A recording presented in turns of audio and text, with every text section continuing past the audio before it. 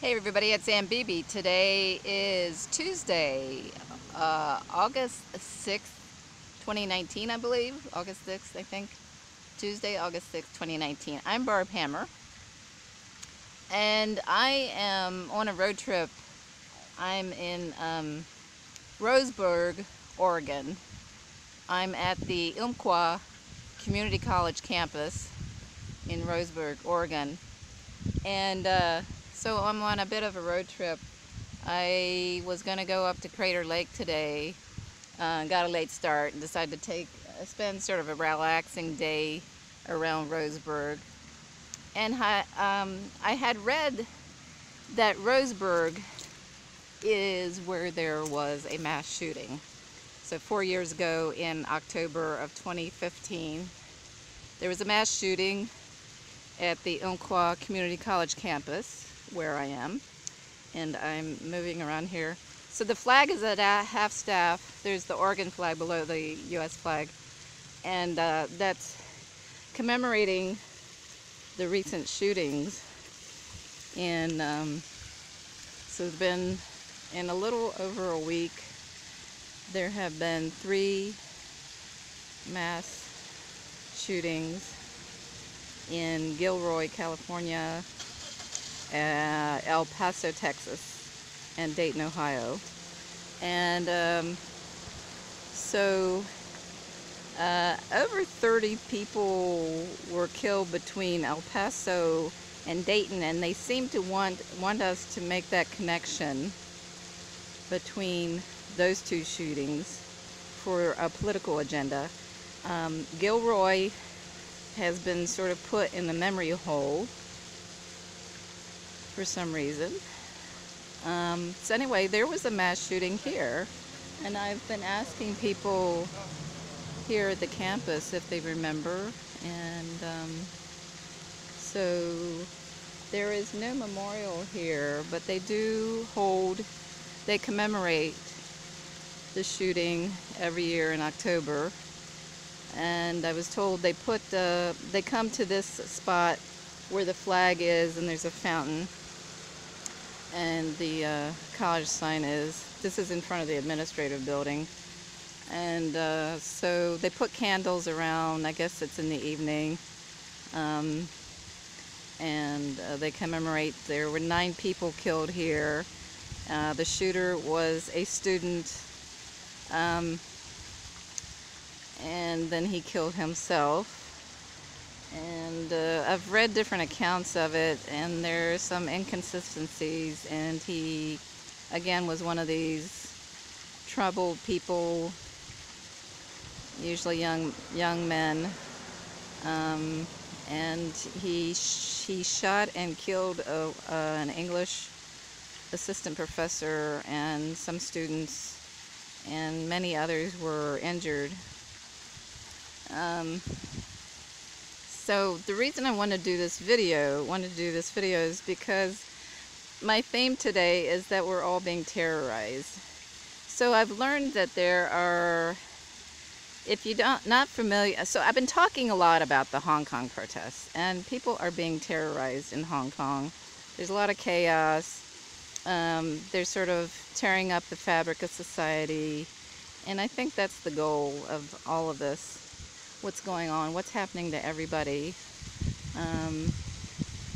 So the Hong Kong protests are orchestrated. So it's the CIA using cover NGOs, non-governmental organizations, mainly through the National Endowment for Democracy, which is a cover NGO for the CIA. So I will often say CIA/NED.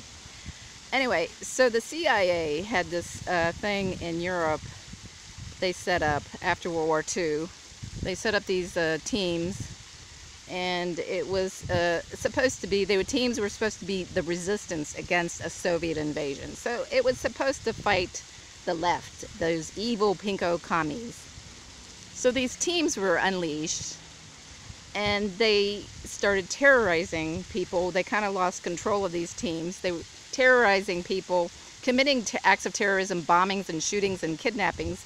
And these were being blamed on supposedly extremist groups on the left, and I do remember this time. and it wasn't exposed until 1990 or so. It started to come out in the 80s, I think. So we're all being terrorized, and it's all like the CIA. The CIA's capitalism's invisible army. So we are all being terrorized, and Operation Gladio turned into Gladio B, where they started demonizing Muslims and Islam, and now we're seeing American Gladio. So when you're seeing all these mass shootings, mass casualty events, even 9/11, they're all an inside job. We're all being terrorized, I realize, and we need to stop being. They want to divide everybody according to race, ethnicity, gender. But we have to realize we have to fight that, because ordinary people are not our enemy. So they're trying to demonize white people, white men, especially right now with these mass shootings. We need to fight that, and we need to resist going at each other about these things, what's going on. Because it's the ruling class. So CIA's capitalism's invisible army. So the CIA and the FBI, which has a long history of infiltrating groups and setting up people for acts of terrorism. That's where all this is coming from. So we need to stop fighting each other.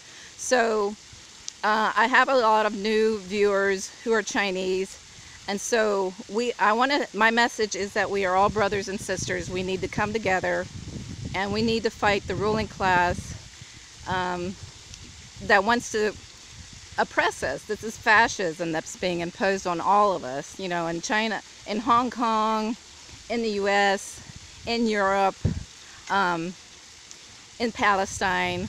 We need to all come together and connect.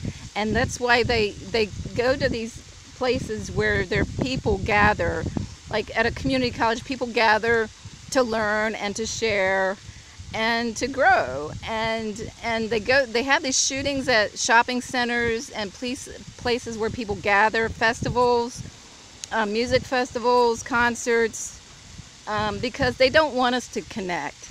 You know, people are basically good. There is evil in the world, but I would say the real racists are in the boardrooms.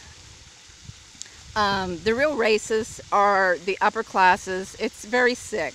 So the people who rise to the top are very sick people, and we're all being played. And that's what all this, these color revolutions, destabilization campaigns, regime change operations that happen around the world, and these mass shootings and acts of terrorism. These are not ordinary people who are committing these. These are directed from above. We need to come together. So I'm just going to keep talking about, I will put in the show notes links if you want to learn about Operation Gladio, Gladio B, and American Gladio now. These mass shootings, that's what's going on. So we need to stop blaming each other. We need to stop blaming each other, come together as people. We are all people. We connect as people. We are social beings. We need to come together. And that's why I'm here today in Roseburg, Oregon at Umpqua Community College to remember and remind people that these mass shootings are a campaign of terrorism against us all. Everything that's going around the world, Hong Kong protests, Palestine, the way the people in Palestine and Gaza and West Bank are being treated. So there are authentic protests, peaceful protests that are going on. The Yellow Vest movement in France, that's real. And the mainstream media, you can always tell what's fake, what's not, by how the mainstream media covers it. So the Yellow Vest movement in France, it's either ignored or it's smeared. And I've seen even supposedly progressive writers say, oh, the Yellow Vests, they're not progressive. These are right-wing extremists. No. So shame on that. I mean, I read that recently from a writer named Daniel Lazar. Anyway, that's my message today. So that's all I want to say for now. Talk again soon. Thank you for your patience, and thank you to all the subscribers, the new ones. Thank you very much. and I appreciate your comments, and they're very helpful. I learn a lot. Okay, I'll talk to you again soon. Bye.